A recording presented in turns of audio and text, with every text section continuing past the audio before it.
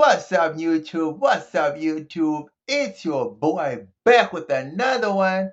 Guys, in today's video, we are going to talk about the incoming government of Donald Trump and the threat he has made of increasing or introducing trade tariffs on South Africa and possibly kicking South Africa out of AGOA if South Africa does not change its position with its alliances with China, Russia, Iran, and Hamas. Looks like South Africa has a dilemma. Let me know what you think about this topic in the comment section below. Don't forget to like, comment, share, and subscribe to the channel. You know we family, right? Hi.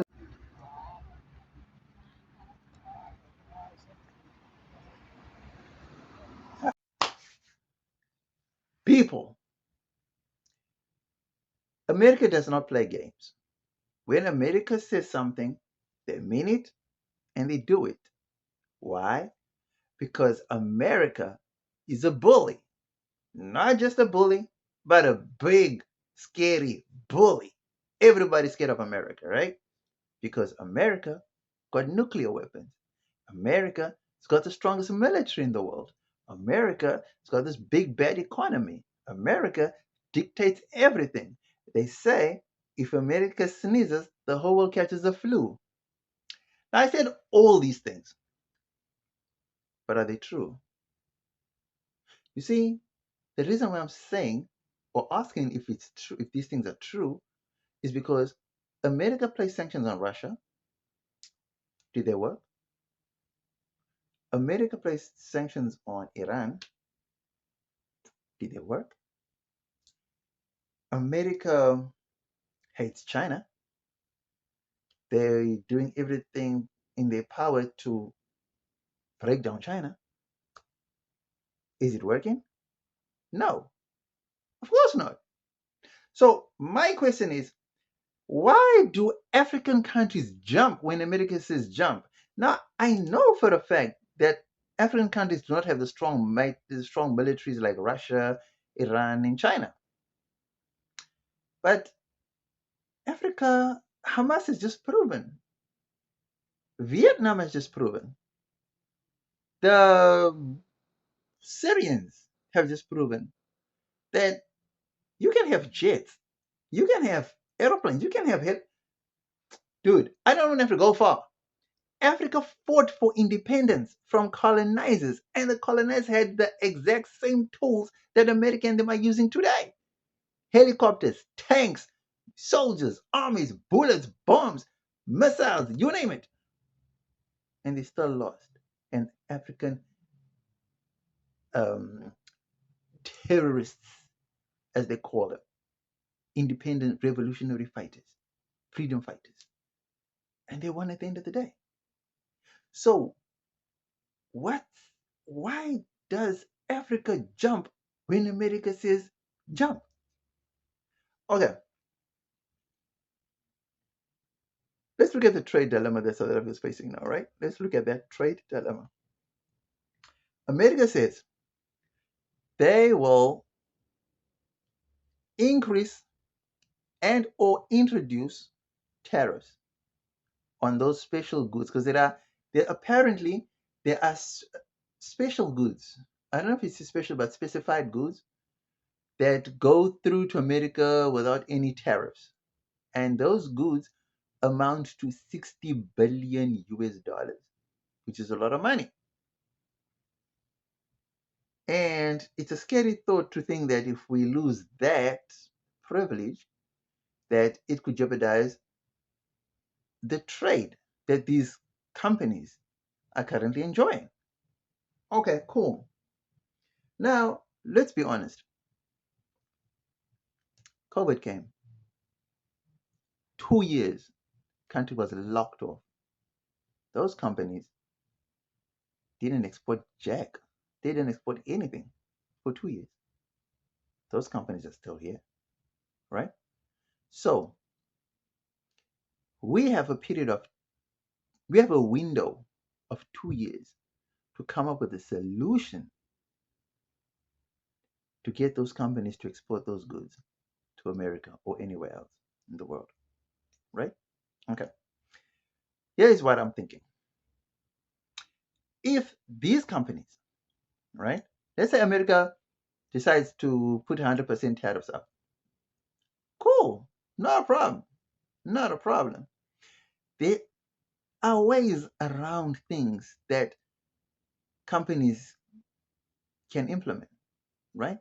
For example, did you know that there are middlemen companies that can facilitate trades, that can disguise trades to make trades look like they are original and yet they're not?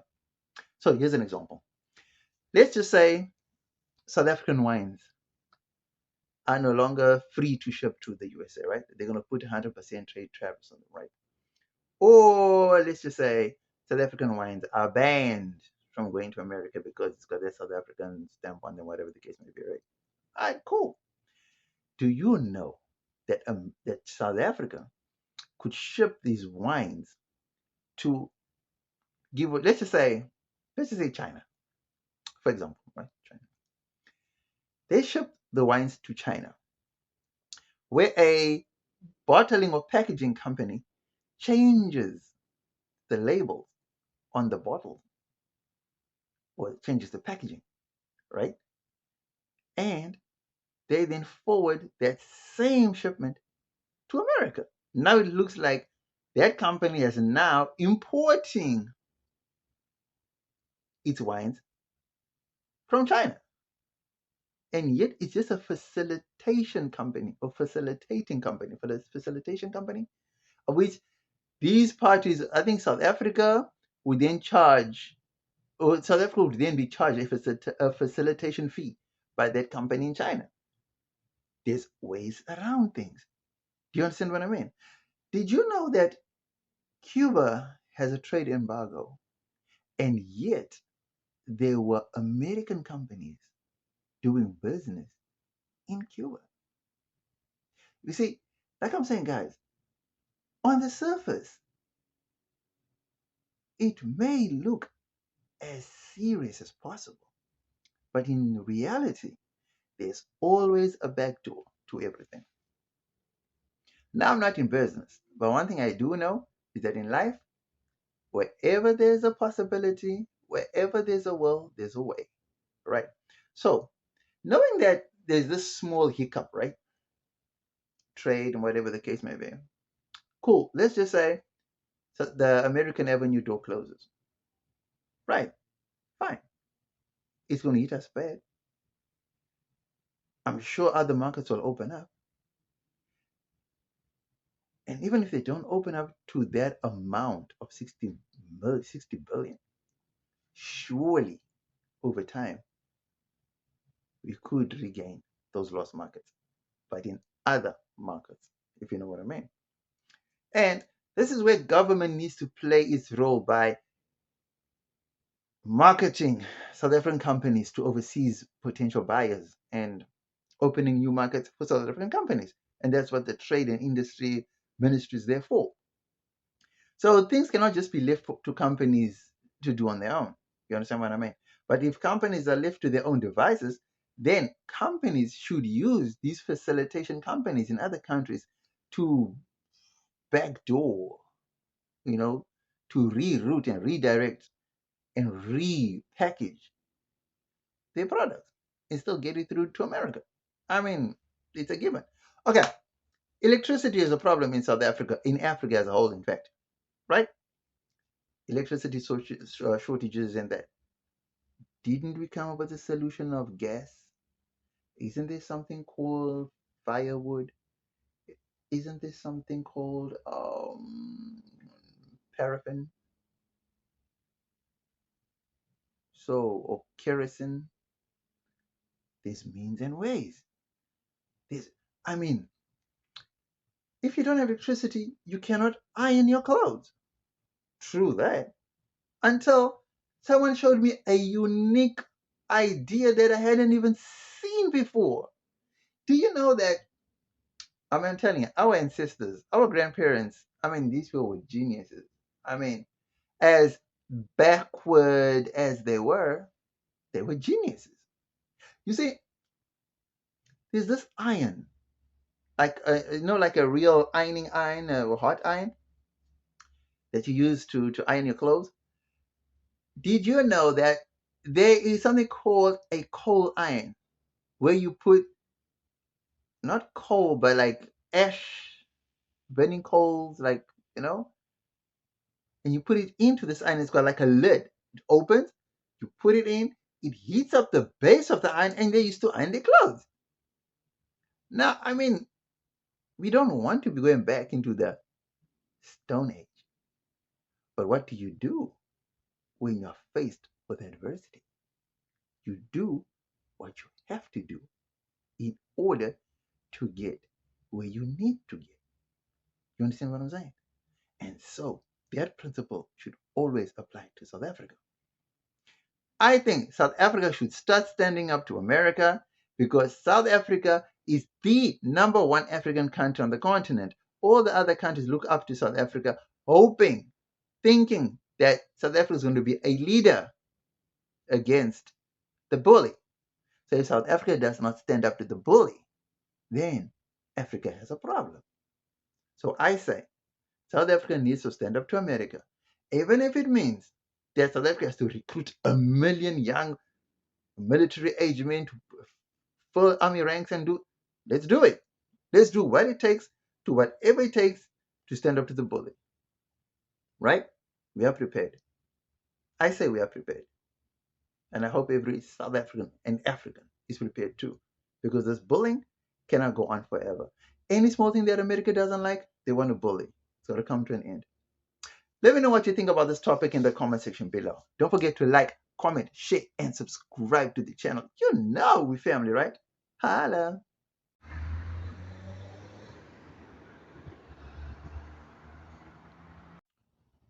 People,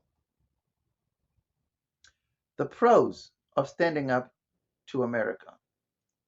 Number one, if you stand up to America, it sends a strong signal to Europe that you will not mess with us and we will not be messed around with. Number two, standing up to America shows the West that they are not the only option and that there is the East and the global South. Number three, standing up to America is a show of force that Africa will no longer take things lying down and will no longer be yes sir countries. So there's more pros to standing up to America than cons. You see, by standing up to America and shutting America's doors or shutting the trade doors of America, not only hurts South Africa, it also hurts the companies in America because remember, they're getting these goods at a cheaper rate than anywhere else. That is why they are getting them from Africa. If you didn't know, guys, China used to be, well, it kind of still is, the cheap market goods supplier or cheap labor supplier. But that is becoming expensive. Do you know that Africa is the next frontier for cheap labor? And all that cheap labor stuff that China facilitated for the last, 20 years, is slowly but surely moving over to Africa. So Africa is in a perfect position to stamp its authority. So there are pros to Africa standing up to America by strengthening our ties with the East and the global South and showing the West that we do not need them. Okay, imagine if the Congo decided that they're no longer shipping their cobalt to the West. What would happen to all the cell phone companies in the West? Imagine if they only supplied cobalt to the Eastern companies, to all the Chinese companies and Samsung. And do you see what I'm talking about? There are pros that Africa can leverage, but they don't. Why? Because our leaders fear. I don't know what they fear. You see, our leaders look at trade like this. If they decide they're not going to take in our goods, if they decide they're going to place these high tariffs, we're going to lose jobs. Oh, we're going to lose this. No. You cannot go into life fearful of anything. Excuse me. You have to go into life, or you have to go forward in life, thinking, venturing with the unknown, and facing adversity head on. If head on doesn't work, you have to work your way above it, around it, under it. But something. You cannot operate in fear. Because once you operate in fear, you'll forever operate in fear and you will not progress and you will not move forward. Trust you me. So, it's high time Africa decided enough is enough and let's stand up. Right? Now I'm going to prove it to you in the next segment as to why Africa needs to stand up to the bully. Right? Next, we get into the cons as to why. The cons as to why Africa needs to stand up to the bully. Holla.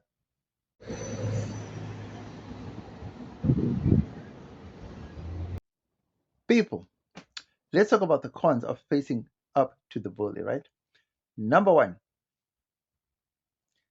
you get trade tariffs placed on you. 100% trade tariffs, which is not a good thing. Fine. Won't kill anybody. Will make a huge dent, but won't kill anybody. Number two,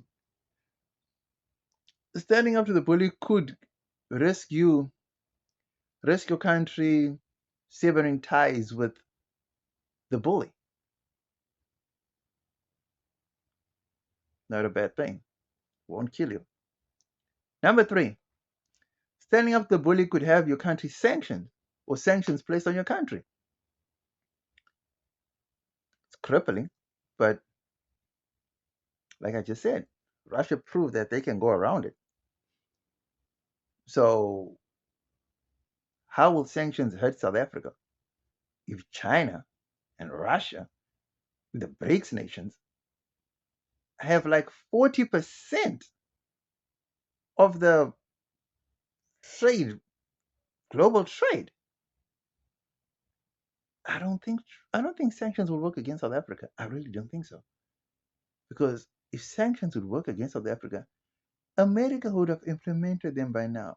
Because South Africa has done some shady stuff that America does not like. For example, South Africa took Israel to the ICJ. South Africa. America didn't like that. See what I mean? So, guys, you see, a con of not standing up to the bully is that African leaders will continue being treated like kids if they don't stand up to the bully. Now, this is embarrassing because why?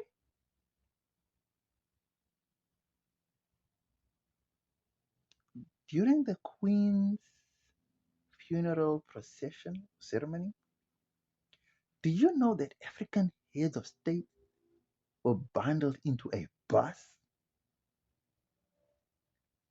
People, African heads of state were bundled into a bus.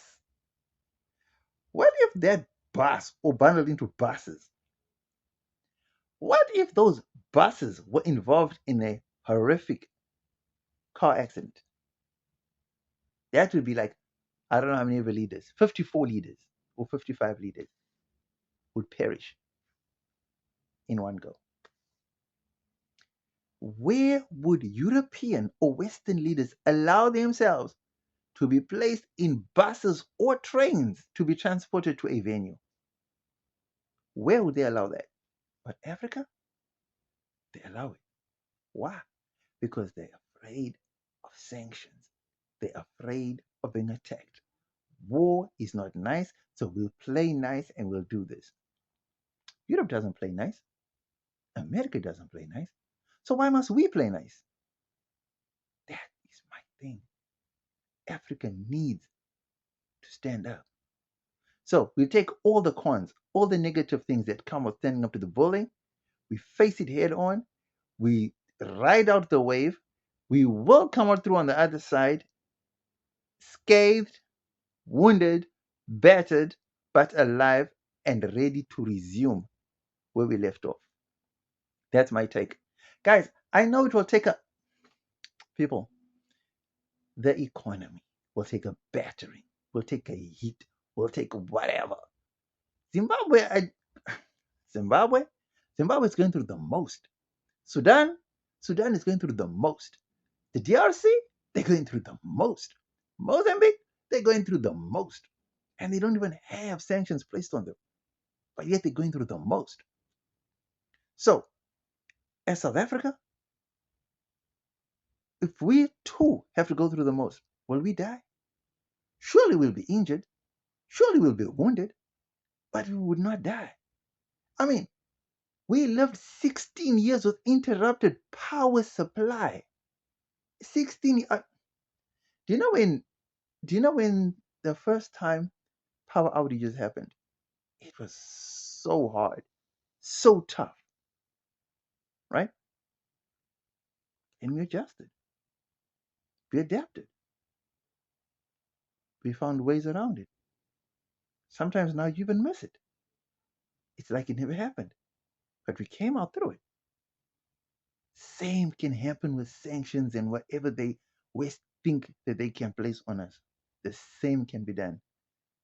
Africa needs to stand up. If it's not now, then it's going to be never. So it's now or never. Let me know what you think about this topic in the comment section below. Don't forget to like, comment, share, and subscribe to the channel. You know we family, right?